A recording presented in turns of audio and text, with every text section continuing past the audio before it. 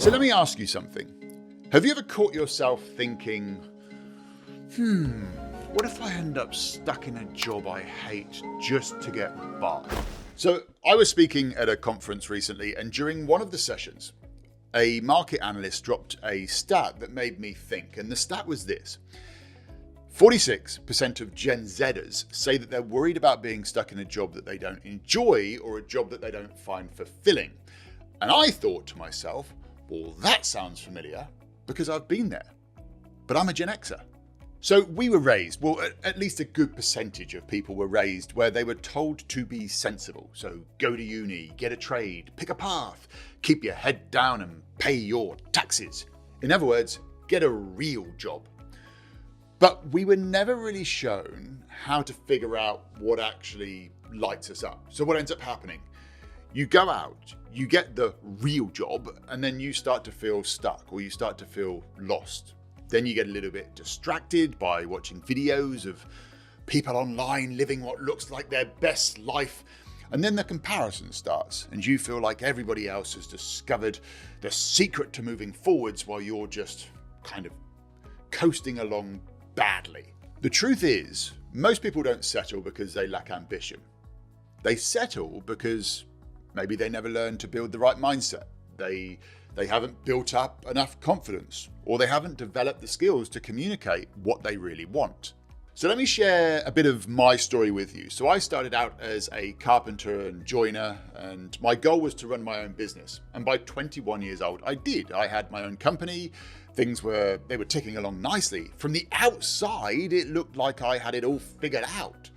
But a few years into the business, the cracks, they started to show. Financial pressure, it hit really hard. And after about 5 years of grafting and building this business, I lost everything. And honestly, it really hurt. It left a really bitter taste in my mouth, not just about the business, but also about my self-worth as well. I felt like I'd failed. So I decided to do something drastic. I walked away, and not just from the business, but from the entire trade, the entire industry.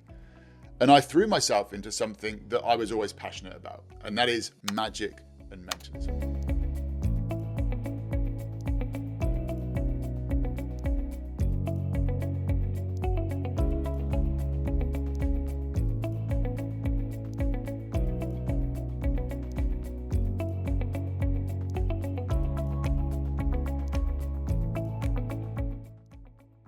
Now, to be honest with you, people thought that I'd lost the plot. They were saying to me, well, that's not a real job.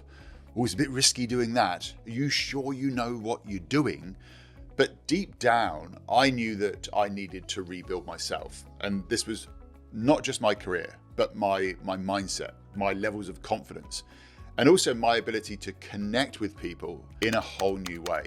And that journey that I went on is what has led me to where I am now as a keynote speaker and as a coach, sitting here in my garage, converted into a studio, talking to a camera to help other people find their own version of a life less ordinary. So here's the thing though, you might not want to become a magician or walk away from your career or even become someone who does sit in their garage talking to a camera, but maybe you're watching this and you do feel stuck.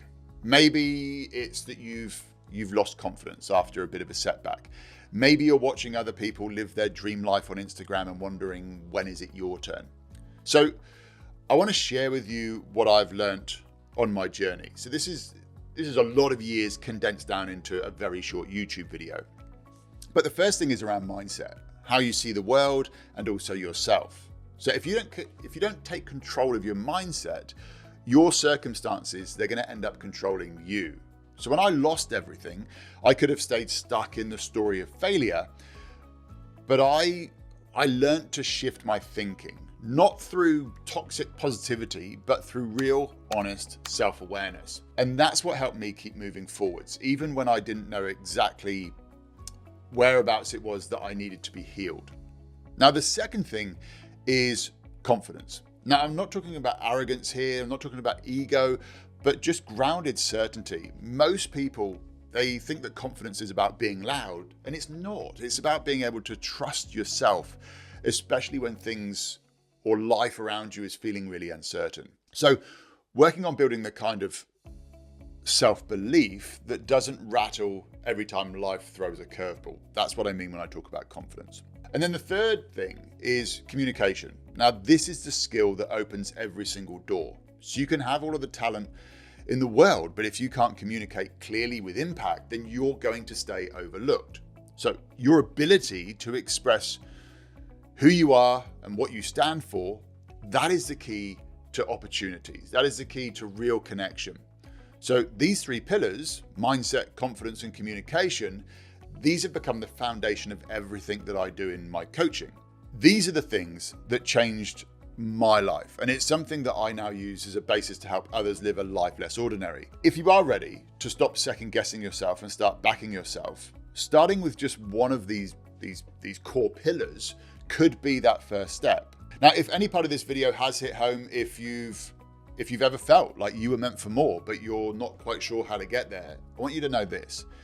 You're not behind, you're not broken, and you're definitely not alone.